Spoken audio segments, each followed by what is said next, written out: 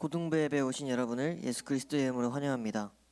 모두 자리에서 일어서서 묵상 기도하심으로 11월 19일 고등부 예배를 하나님께 드리겠습니다. 하나님은 영이시니 예배하는 자가 영과 진리로 예배할지니라.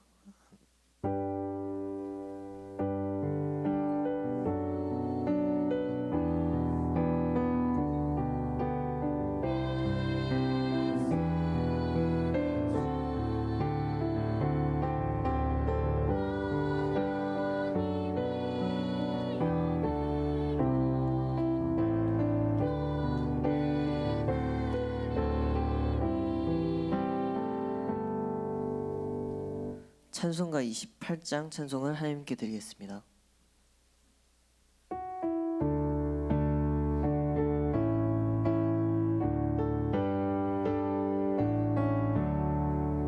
복의 근원 강림하사 찬송하게 하소서. 한량없이 자비하심 측량할 길 없도다. 천사들의 찬송가를 내게 가르치소서. 구속하신 그 사랑을 항상 찬송합니다. 주의 크신 도움 받아 이때까지 왔으니 이와 같이 천국에도 이르기를 바라네. 하나님의 품을 떠나 죄에 빠진 우리를 예수 구원하시려고 보혈 흘려주셨네. 주의 귀한 은혜 받고 일생 빚진 자 되네. 주의 은혜 사슬 되사 나를 주께 매소서. 주의 연약하며 범죄하기 쉬우니 하나님이 받으시고 천국인을 치소서.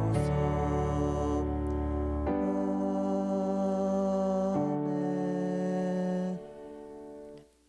사도신경으로 신앙을 고백하겠습니다. 전능하사 천지를 만드신 하나님의 아버지를 내가 믿사오며 그 외아들 우리 주 예수 그리스도를 믿사오니 이는 성령으로 잉태하사 동정녀 마리아에게 나시고 본디오 빌라도에게 고난을 받으사 십자가에 못 박혀 죽으시고 장사한 지 사흘 만에 죽은 자 가운데서 다시 살아나시며 하늘에 오르사 전능하신 하나님의 우편에 앉아 계시다가 저희로서 산 자와 죽은 자를 심판하러 오시리라. 성령을 믿사오며 거룩한 공예와 성도가 서로 교통하는 것과 죄를 사하여 주시는 것과 몸이 다시 사는 것과 영원히 사는 것을 믿사옵나이다. 아멘. 모두 자리에 앉아주시기 바랍니다. 찬송가 590장을 찬양하겠습니다.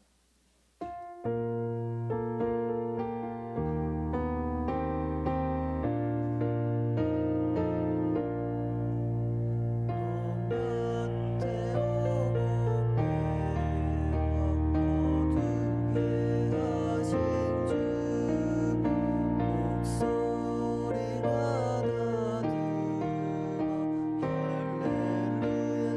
찬양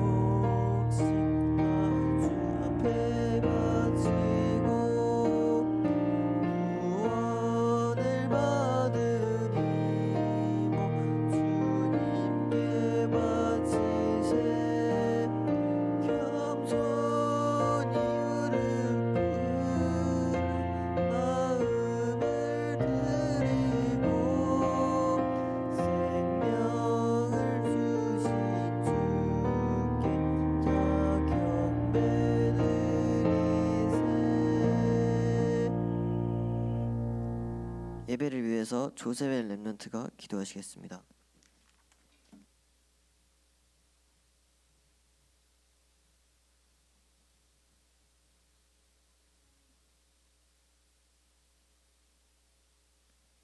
하나님 아버지, 십자가에 못 박혀 우리를 구원해 주심에 감사드립니다.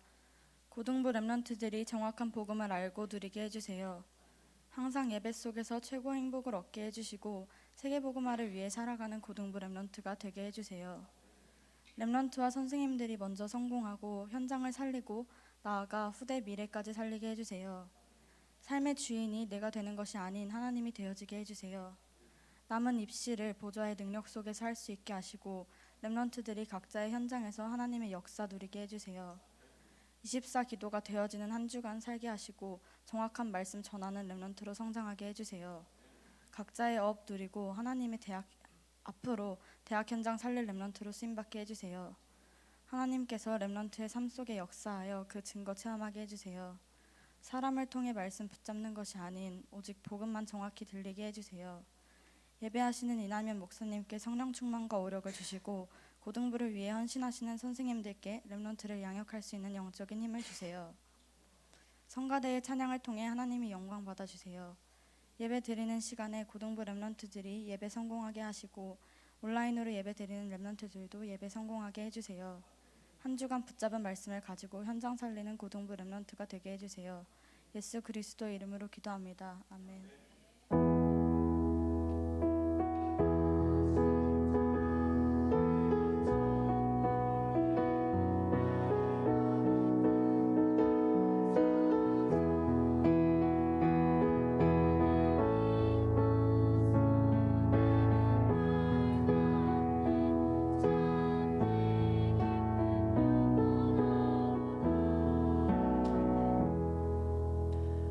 오늘 우리에게 주신 하나님의 말씀은 히브리서 2장 1절에서 4절입니다. 히브리서 2장 1절에서 4절 합독하시겠습니다. 그러므로 우리는 들은 것에 더욱 유념함으로 우리가 흘러 떠내려가지 않도록 함이 마땅하니라. 천사들을 통하여 하신 말씀이 견고하게 되어 모든 범죄함과 순종하지 아니함이 공정한 보응을 받았거든. 우리가 이같이 큰 구원을 등한히 여기면 어찌 그 보응을 피하리요. 이 구원은 처음에 주로 말씀하신 바요 들은 자들이 우리에게 확증한 바니 하나님도 표적들과 구자들과 여러 가지 능력과 자기의 뜻을 가다 성령이 나누어 주신 것으로 그들과 함께 증언하셨느니라. 아멘. 찬양대가 찬양으로 하나님께 영광 돌리겠습니다.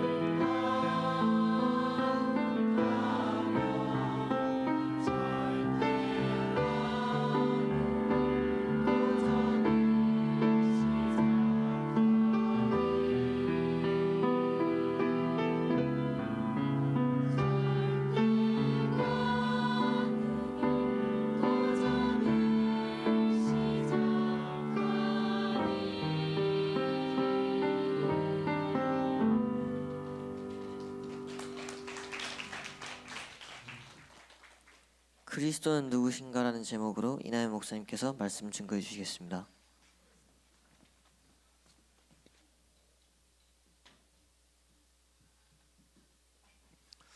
오늘 예배에 참여한 우리 귀한 모든 고등부 랩런트들 축복합니다. 우리 고3 랩런트들 수고 너무 많이 했는데 정말 축복합니다.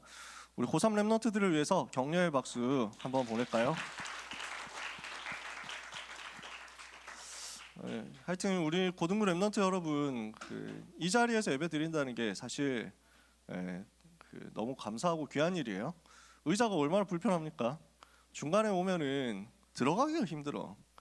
옛날에 우리가 예원교회에서 핵심을 할 때 갈릴리홀 본당 건축하기 전에 문화센터 있을 때요.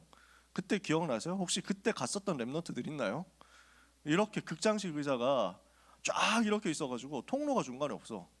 그러니까 한 사람이 중간에 앉았다가 화장실 가려고 하면 전부 다 일어나야 돼.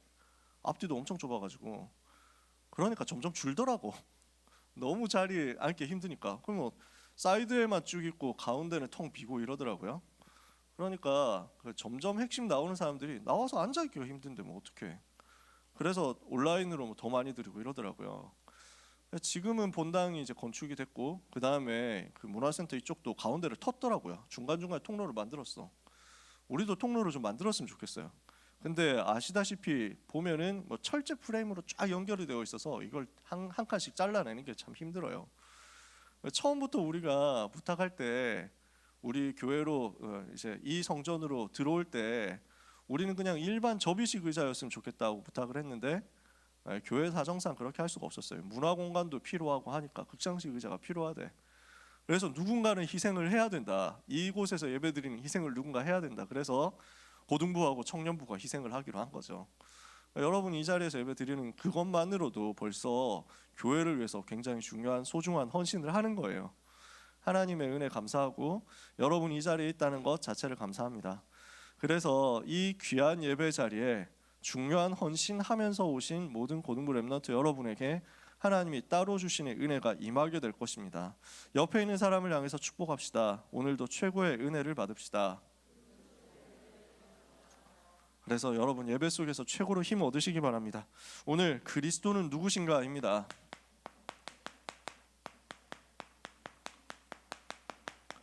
히브리서 말씀을 이번 주와 다음 주에 받게 되는데요. 그 중에서 앞부분에 대한 말씀을 같이 1장부터 한 10장까지의 말씀을 저희가 나누려고 해요. 히브리서는 글자 그대로 히브리인들에게 보내는 편지인데요. 그래서 수신자는 유대인 성도들입니다. 그러면 누가 썼느냐? 발신자는 알 수가 없습니다. 밝혀지지 않았어요. 2000년 동안 교회 역사 연구하는 사람들이 연구해봐도 누가 썼는지는 정확하지 않다. 굉장히 보수적으로 보는 분들은 바울이 썼다라고 얘기를 합니다. 류광수 목사님도 그 설을 따릅니다. 그래서 류 목사님 메시지에 보면 14권 서신을 썼다 이렇게 표현하시죠. 히브리서를 포함해야 14권이 됩니다. 저는 개인적으로 봤을 때는 바울이 쓴 건 아닌 것 같다라고 생각이 듭니다. 몇 가지 이유가 있는데 제일 뒤에 보면 13장 제일 끝에 보면 인사가 있습니다. 인사말이 있는데 너희 형제 디모데가 노인 것을 알라 이렇게 써 있어요. 디모데가 지금 그 발신자가 이 편지를 히브리서 쓴 사람이 뭐라고 얘기하냐면 우리 형제 디모데가 노였다라고 썼잖아요. 그 말은 아마도 디모데하고 같은 사역자였던 것 같아요. 그러니까 같은 급의 사역자라고 하면 좀 말이 웃기지만 아마 디모데는 바울 밑에서 헌신하던 부교역자였잖아요. 제가 생각할 때는 바울의 부교역자 중에 한 명 있었을 것 같아요. 바울 밑에 사역하던 제자가 썼을 것 같아요. 그리고 디모데가 노였다라는 말은 디모데가 갇혀 있었다는 말이잖아요.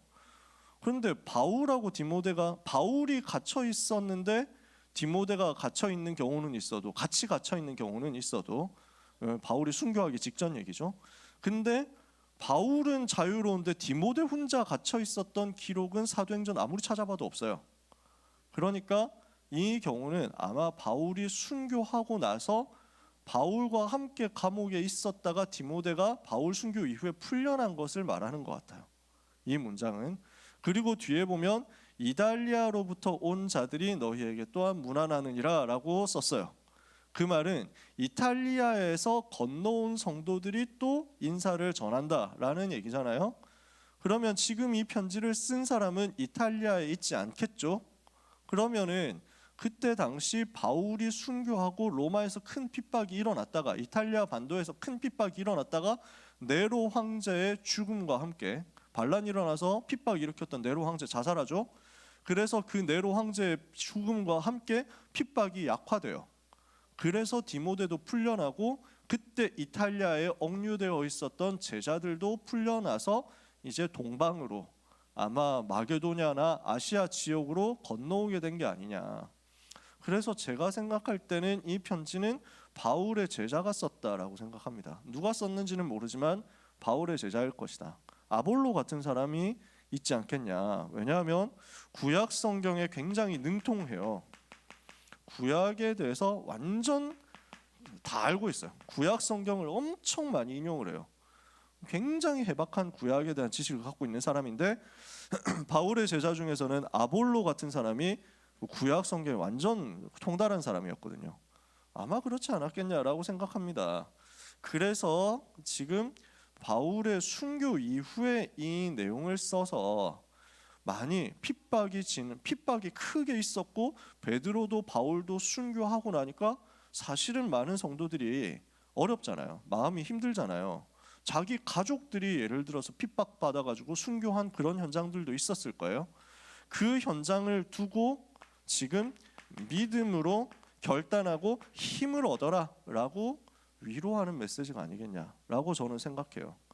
그래서 앞부분을 보면 1장부터 10장까지 보면 그리스도가 누구시냐 이걸 이야기해요. 그래서 1장부터 2장까지 앞부분을 보면 그리스도는 누구시냐? 천사보다 뛰어난 분이시다 라고 이야기를 해요. 3장에서는 모세보다 뛰어난 분이 그리스도시다 이렇게 얘기해요. 4장 뒷부분부터 쭉 얘기하는 게 대제사장보다 뛰어나신 큰 대제사장이 바로 그리스도 예수님이다 라고 이야기해요.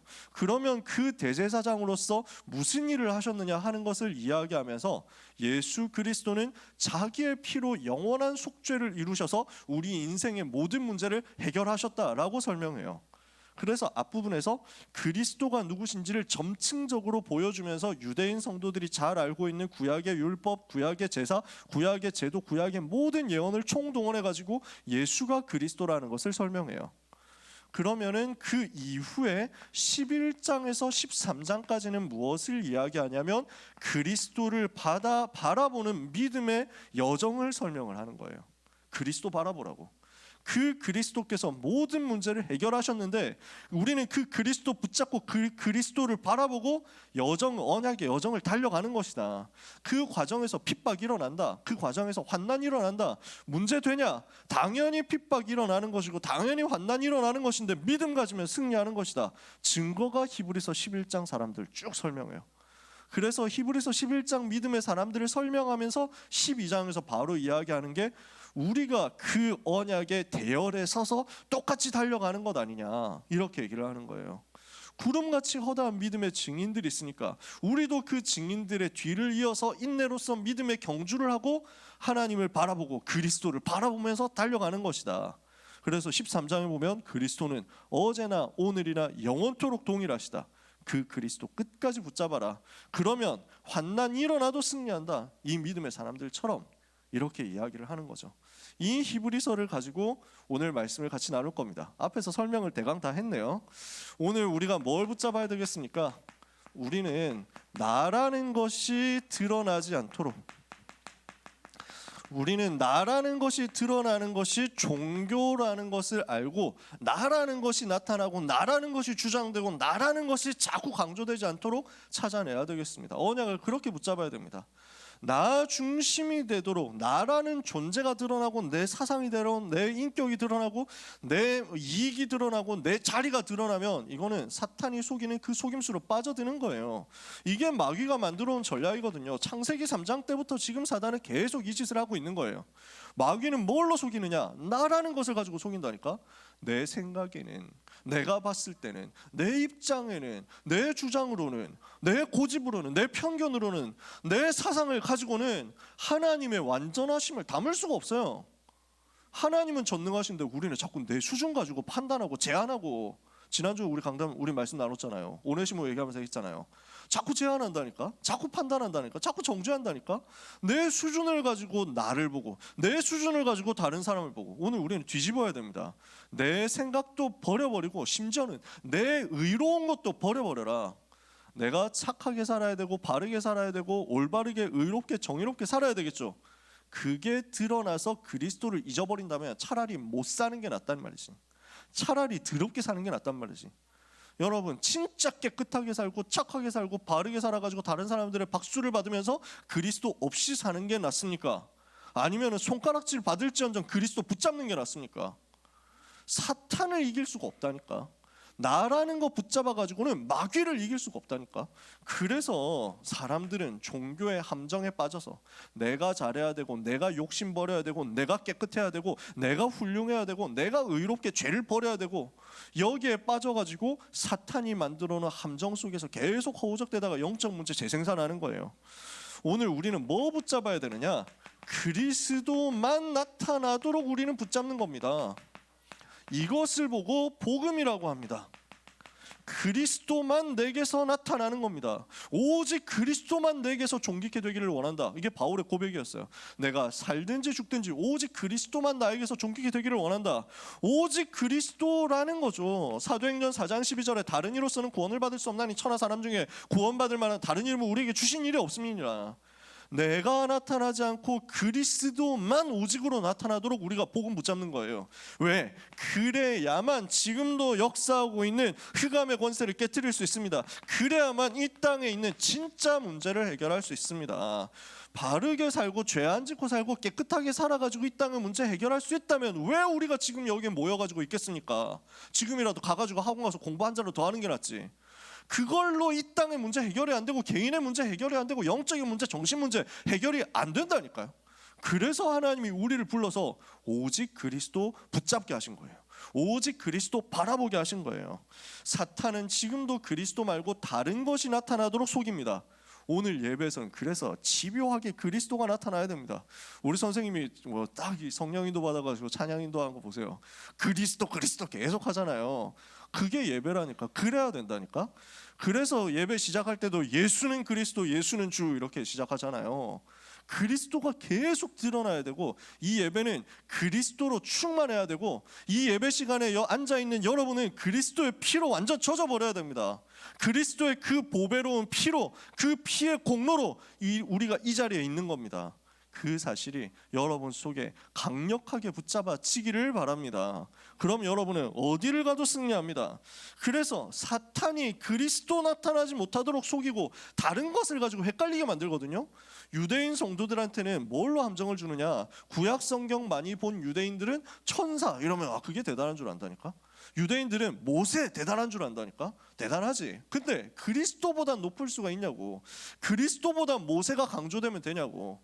대제사장, 구약의 제사, 제도, 율법, 절기 이런 것들이 그리스도보다 강조되려고 하니까 이게 사탄의 전략이구나. 꺾어버리는 거예요. 그게 히브리서예요.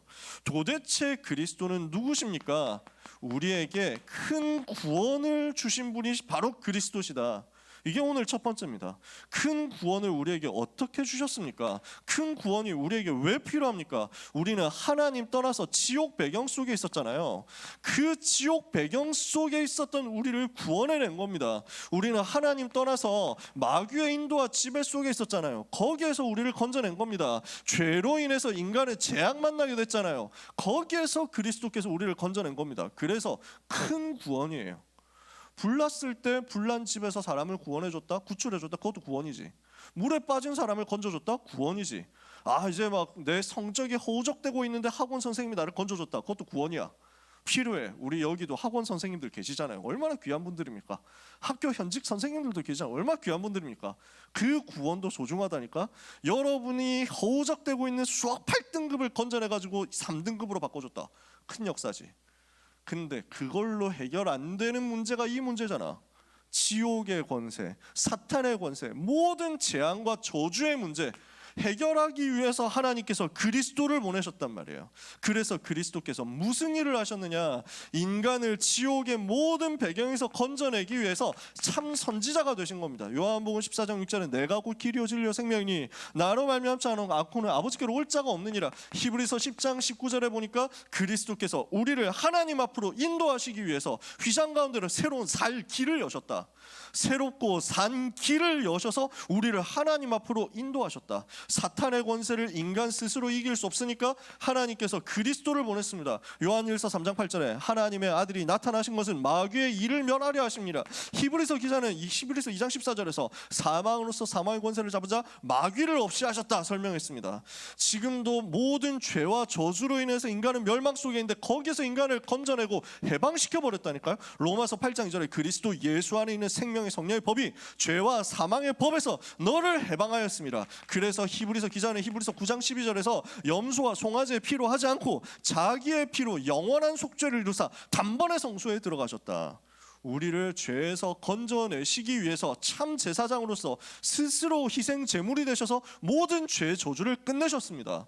참 선지자요, 참 왕이요, 참 제사장 되신 그리스도는 우리를 모든 저주에서 건져냈습니다. 이걸 보고 큰 구원이라고 합니다.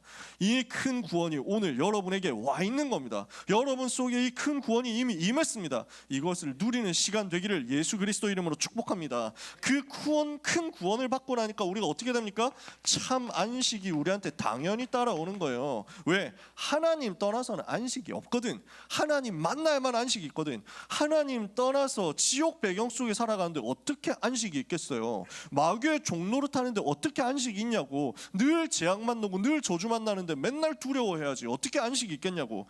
그리스도를 통해서 하나님 만나고 나니까 참 안식이 우리에게 회복된 겁니다. 마태복음 11장 28절에 수고하고 무거운 짐지고 옛날에는 고난당했잖아요. 근데 우리가 주님께로 와서 쉬게 된 거예요. 그리스도께 와서 쉬게 된 거예요. 그래서 요한복음 14장 1절에서 6절 하나님 아버지 집에 거할 수 있도록 미래가 완전히 보장된 거예요. 요한복음 14장 26절 27절 성령의 인도와 그 성령의 인도로 말미암아서 나오는 참 평안을 누리게 된 거예요.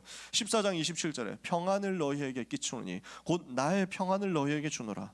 내가 주는 평안은 세상이 주는 것과 같지 아니하니라. 너희는 마음에 근심하지도 말고 두려워하지도 마라. 오늘 모든 염려 내려놓으시기를 바랍니다. 모든 근심도 다 버리시기 바랍니다. 아무것도 염려하지 마시기 바랍니다. 왜냐? 그냥 무책임하게 걱정하지 마, 뭐 어떻게든 될 거야 얘기를 하는 게 아니에요. 여러분 속에 주의 성령께서 함께 계신다. 그 성령께서 여러분을 이끌어 가시고 반드시 정확하게 인도하셔서 여러분이 세계복음화의 승리의 길로, 서밋의 길로, 가이사 앞의 길로 인도해 나가실 거니까. 그러니 염려할 게 없어요. 참 안식 가져라. 참 안식 우리에게 와 있습니다. 우리에게 큰 구원을 베푸신 그리스도, 우리에게 참 안식을 주신 그 그리스도는 그래서 큰 대제사장이에요. 대제사장인데 큰 자를 더 붙였잖아. 제사장보다 높은 사람이 큰 대제사장인데 대제사장보다 더 큰 거야. 더 높은 거야. 큰 대제사장. 그래서 대대제사장이라고 할 수 있지. 무슨 말입니까? 우리의 연약함을 아시고 우리의 부족함을 아시지만, 그래서 우리의 연약함과 부족함을 아시고 우리를 동정하시고 우리를 긍휼히 여기시고 우리를 모든 연약함과 부족함에서 건져내셨단 말이에요. 그래서 히브리서 4장 15절 16절에 보니까요, 우리에게 있는 대제사장은 우리의 연약함을 동정하지 못하실 분이 아니요 우리와 똑같이 시험을 받으셨지만 죄는 없으신 분이시다. 그래서 우리 주님이 여러분의 약한 것을 다 알고 계십니다. 여러분 잘 안 됩니까? 주님이 다 알고 계세요. 여러분 잘 뭔가 부족합니까? 모자랍니까? 그 주님 다 알고 계세요. 그것을 아시고 여러분들을 동정하시고 여러분들에게 긍휼을 베풀어 주시는 좋으신 분이세요. 우리 주님이 얼마나 좋은 분인데, 얼마나 여러분을 사랑하시는데요. 이 사실 여러분이 발견하게 되기를 바랍니다. 그래서 우리는 긍휼하심을 얻고 때를 따라 돕는 은혜를 얻기 위하여 은혜의 보좌 앞으로 담대히 나아갈 것이니라. 우리는 날마다 하나님이 주시는 은혜를 받기 위해서 긍휼하심을 따라 때를 따라 돕는 은혜를 받는 은혜의 보좌 앞으로 나아갈 수 있습니다. 그 응답의 문을 여신 참 제사장, 참 대제사장이 바로 그리스도시다. 그 그리스도로 말미암아 우리에게 구원이 왔습니다. 굉장히 어려운 말이 하나 여기서 나옵니다. 그리스도는 누구시냐? 멜기세덱의 반차를 따라 나신 제사장이시다. 이 말이 무슨 말입니까? 멜기세덱이라는 사람 들어봤어요? 멜기세덱 나는 들어봤다. 손 들어봅시다. 들어봤다. 2명 있네? 3명? 네, 선생님 포함해가지고. 네. 옛날 같으면 이제 성경 퀴즈 대회 뭐 이런 거 해가지고 막 아브라함에게 나타나서 아브라함을 축복하고 아브라함이 11조를 바쳤던 그 사람은 누굴까요? 4글자 뭐 이래가지고 막 옛날 같은 퀴즈 나온다. 그 사람은 멜기세덱이거든. 성경에 딱 한 번 나와요. 창세기 14장에 나와요. 그 사람 이야기를 지금 히브리서 기자가 끄집어낸 겁니다. 왜 그랬을까요? 굉장히 좀 그 논리적인 얘기예요. 자, 여기서부터 논리적인 설명을 좀 해볼게요. 지금 예수님이 그리스도라고 히브리서 기자는 얘기를 하죠. 그러면 그리스도는 기름 부음 받은 자니까 3가지 일을 해야 돼요. 뭐예요? 왕, 선지자, 제사장이에요. 근데 지금 구약 성경을 아는 유대인들에게 요 얘기를 해요. 그러면은 구약 성경을 알고 있는 유대인들은 바로 깨닫는 게 있어요. 우리는 전혀 그런 감이 없는데 이 사람들은 바로 아는 게 있어.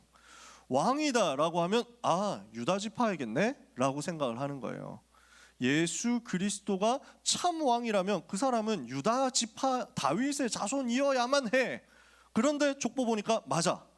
인정. 왕 인정. 왕인 거 인정할 수 있다. 그리고 선지자는 특별히 무슨 지파여야 되냐? 혈통적인 게 없어. 하나님의 말씀이 임하면 선지자 할 수 있어.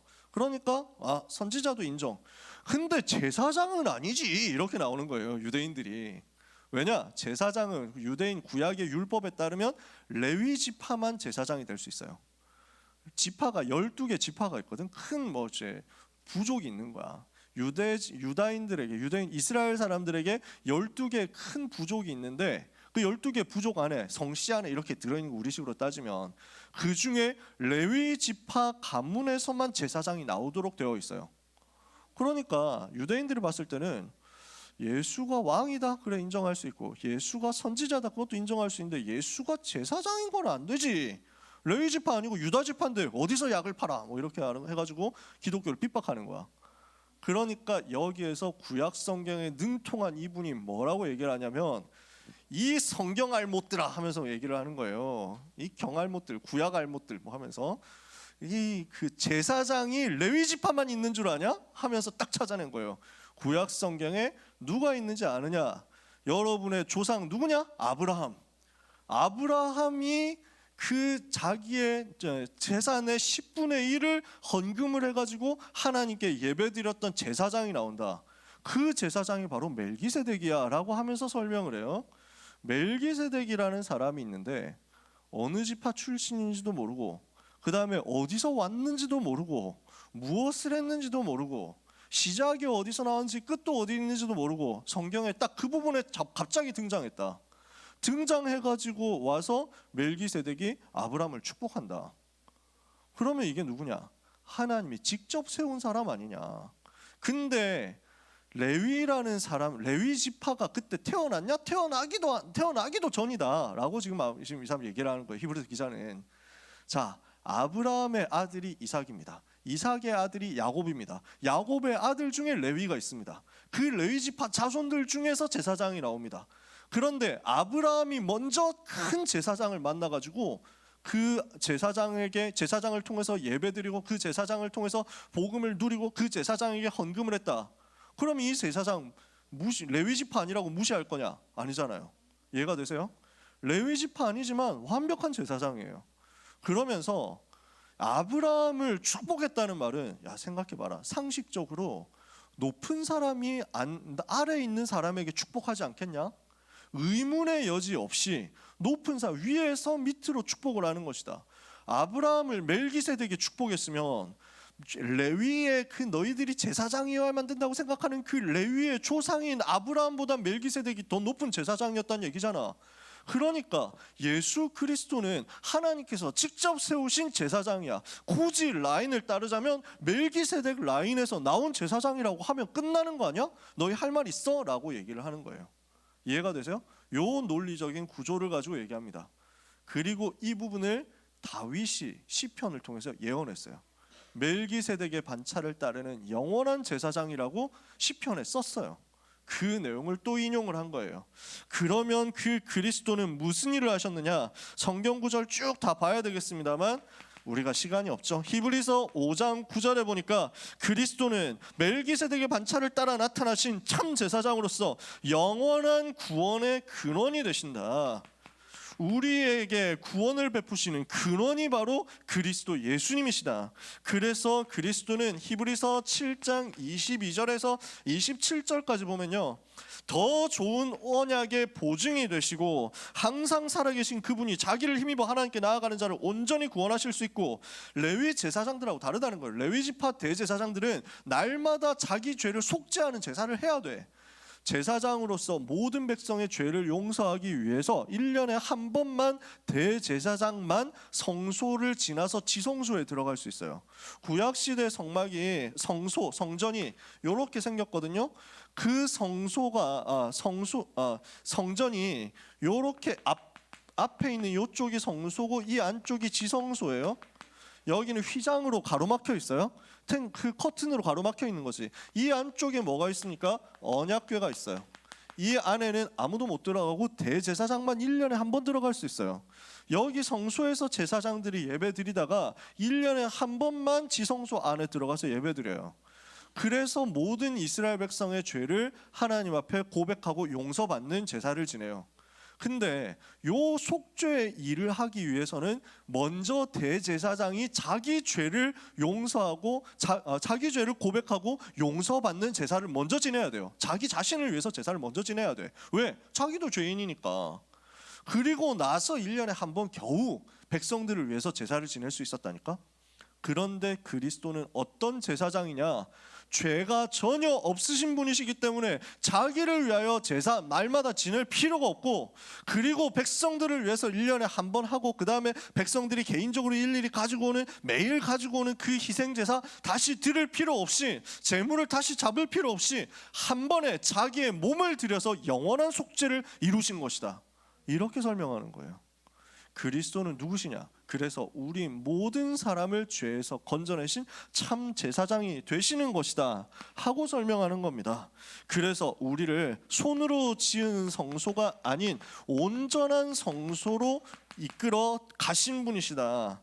그리스도는 히브리서 8장 6절에 더 좋은 언약의 중보자가 되셨습니다. 우리와 하나님 사이를 연결하는 참 중재자, 중보자가 되셨어요. 그래서 히브리서 9장 12절에 자기의 피로 영원한 속죄를 이루시고 단번에 성소에 들어가셨어요. 그리스도로 말미암아 우리는 영원히 모든 문제 해결을 받게 된 거예요. 그래서 히브리서 10장 19절에서 20절에 보니까 우리는 예수의 피를 힘입어 성소에 들어갈 담력을 얻었나니 휘장 가운데로 그분이 열어주신 새롭고 산 길을 통해서 우리가 하나님께로 나아가게 된 것이다. 누구의 피를 힘입어? 예수의 피를 힘입어 우리는 이것을 붙잡고 하나님 앞으로 나아가는 겁니다. 그리스도 예수께서 우리를 위해서 십자가에 흘려주신 그 피로 말미암아 우리가 정결하게 되었고 우리가 깨끗하게 되었고 하나님 앞으로 나아가게 됐습니다. 주님이 십자가에서 죽으실 때 요 성소와 지성소를 갈라놓는 휘장이 찢어졌어요. 사람이 찢은 게 아니야. 위에서부터 아래로 찢어졌어. 사람이 찢은 게 아니야. 하나님이 찢으신 거지. 무엇을 말하냐? 히브리서 기자가 정확하게 밝혔어요. 휘장 가운데로 휘장을 찢으시고 휘장 가운데로 새롭고 산 길을 여셔서 우리가 단번에 하나님 앞으로 모든 사람이, 그리스도를 믿는 모든 사람이 나아가도록 만드셨다. 휘장은 바로 그의 육체를 말하는 것이다. 그래서 자기의 몸을 찢으심으로 말미암아, 자기의 몸을 희생하심으로 말미암아 우리는 하나님께로 직접 나아갈 수 있게 된 거예요. 그 일을 하신 분이 여러분 속에 계신 그리스도 예수님이란 말이에요. 이 사실에 대한 진정한 감사가 여러분에게 회복되게 되기를 바랍니다. 그래서 그 그리스도는 모든 사람의 죄를 담당하시고 모든 사람의 죄의 저주를 끝내신 제사장의 사역을 하셨고, 누구든지 그를 믿기만 하면 그 속죄를 똑같이 누리게 된 것입니다.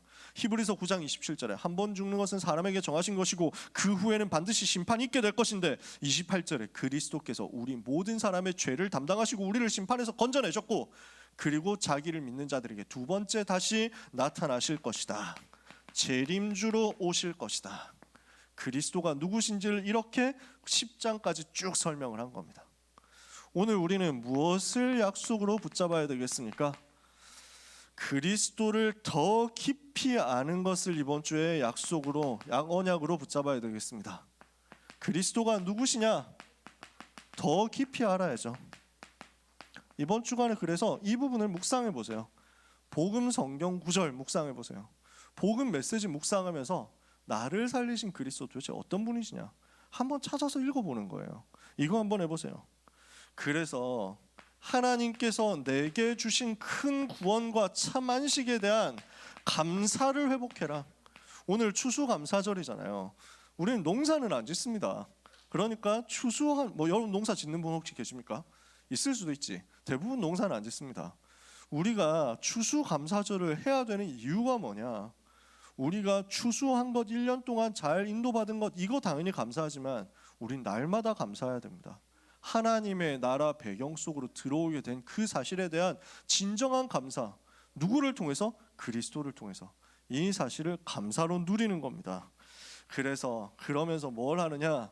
때를 따라 돕는 은혜를 얻기 위하여 은혜의 보좌 앞으로 날마다 나아가는 겁니다. 히브리서 기자가 요거 얘기하는 겁니다. 은혜의 보좌 앞으로 날마다 나아가라. 그래서 이것을 보고 성소로 들어가는 서밋 타임이다. 서밋의 시간을 여러분이 가지는 겁니다. 진짜 고요하고 평안하게 하나님을 바라보는 시간, 내 모든 것을 내려놓고, 염려 내려놓고, 근심 걱정 내려놓고, 불신앙 내려놓고 정말 하나님 바라보는 시간, 요 시간 진짜 3분이라도 좋아요. 1분이라도 좋아. 만들어내세요. 이 시간 여러분은 굉장한 힘을 얻게 될 것입니다. 하나님을 바라보고 은혜의 보좌 앞으로 나아가는데 여러분한테는 영적인 힘과 모든 오력이 회복되게 될 것입니다. 이 시간 여러분은 하나님이 주시는 망대를 세우게 될 것이요, 이 시간 하나님이 주신 여정을 가게 될 것이요, 이 시간 하나님이 여러분에게 보여주시는 이정표를 확인하게 될 겁니다. 그 은혜의 시간을 이번 주간에 체험하도록 날마다 시간마다 은혜의 보좌 앞으로 나아가는 응답을 여러분이 다 받게 되시기를 예수 그리스도 이름으로 축복합니다. 그리스도께서 우리를 살리시기 위해서 그 보배로운 피를 흘리시고 죽으셨습니다. 그 피가 우리 마음속에 증거가 되어서 우리가 지금 이곳에 있습니다. 여러분의 인생 전체를 그 그리스도께서 피값으로 사셨고 앞으로도 이끌어 가사 세계복음화의 그날까지 서게 하실 것입니다. 아무것도 염려하지 말고 복음 누리는 깊은 속으로 들어가서 참된 감사를 회복하는 오늘 하루, 그리고 이번 한 주간 되기를 예수 그리스도 이름으로 축복합니다. 하나님께 감사드립니다. 우리 귀한 모든 고등부 렘넌트들에게 그리스도가 누구신지 더 깊이 알고 그리스도 누리는 은혜의 보좌 앞으로 담대히 나아가는 응답을 허락하여 주시옵소서. 우리를 피값으로 사신 주 예수 그리스도께 모든 감사와 영광을 돌려드립니다. 오늘 하루 예배하는 모든 시간 속에서 성삼위 하나님으로 충만케 되는 역사가 모든 렘넌트와 전도자들에게 임하게 하옵소서. 예수 그리스도 이름으로 기도합니다. 아멘.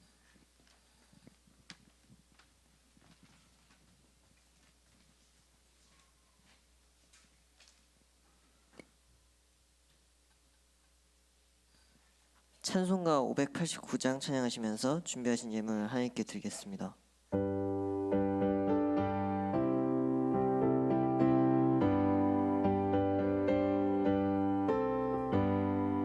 넓은 들의 빈곳이 황금 물결들이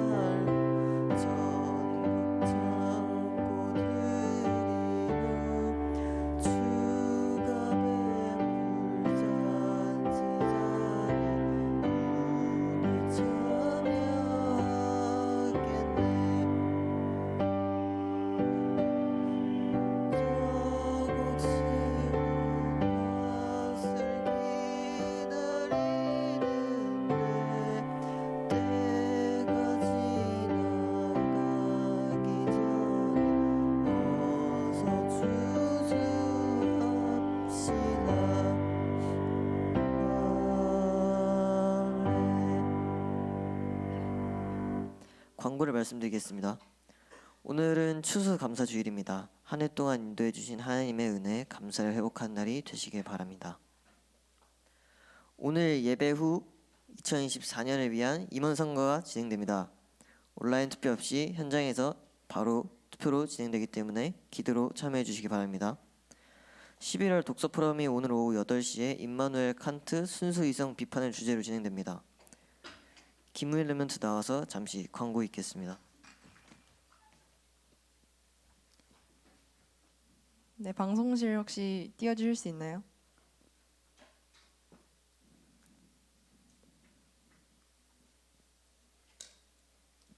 네, 오늘 오후 1시에 초등 5, 6부실에서 토요학교 입학 설명회가 있습니다. 관심 있으신 금토일시대에 관심 있으신 분들은 와서 참석해 주시면 감사하겠습니다.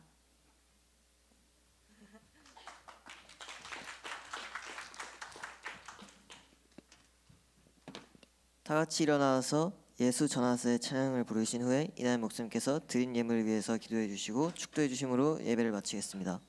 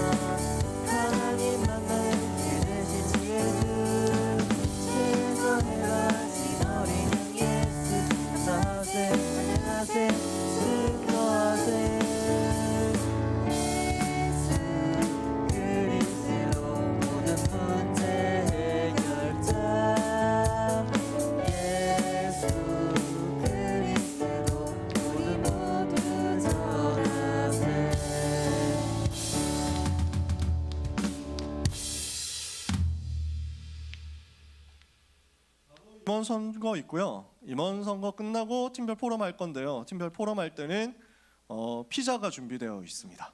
그래서 반별로 피자 나누시면서 오늘 추수감사절이잖아요. 풍성하게 누리시기를 바랍니다. 기도하겠습니다. 하나님 감사합니다. 드려진 예물을 통하여 하나님이 영광과 찬송을 받으시고 우리의 생애, 우리 렘넌트의 생애 2030에서 2080까지 또 그 이후까지 세계복음화의 사명 감당할 수 있는 능력의 경제와 전문성과 기능이 회복되게 하여 주시옵소서. 우리 렘넌트에 가는 모든 길을 인도하시고 고3 렘넌트의 입시 여정과 우리 모든 렘넌트의 학업의 스케줄을 주께서 붙들어 주사 그리스도로 충분하며 그리스도로 완전하며 그리스도로 모든 것 회복하는 응답이 임하게 하여 주시옵소서. 예수 그리스도의 은혜와 하나님의 사랑과 성령님의 역사하심이 언약을 붙잡고 그리스도 바라보고 은혜의 보좌 앞으로 담대히 날마다 나아가기를 작정하는 소중한 모든 고등부 렘넌트와 전도자들 위해 지금부터 영원까지 항상 함께 있을지어다. 아멘.